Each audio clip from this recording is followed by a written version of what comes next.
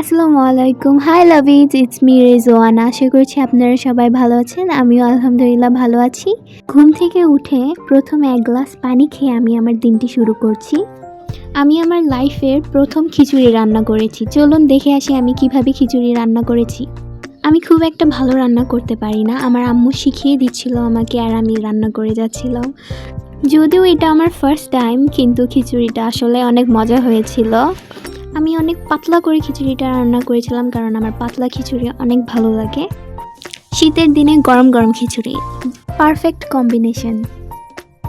তারপর আমি চা বানিয়েছিলাম। আমি চা খেতে অনেক ভালোবাসি। আমার মতো টি লাভার কে কে আছো কমেন্টে জানিও।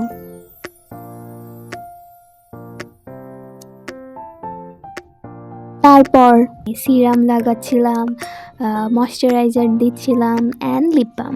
এই তিনটা জিনিসই আমি ইউজ করি। তাছাড়া আমি স্কিন প্রোডাক্ট তেমন একটা ইউজ করি না।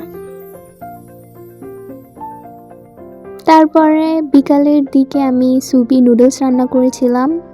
আজকের জন্য এতটুকুই। Please subscribe my channel. Bye. Thank you for watching. Keep smiling. আল্লাহ হাফেজ।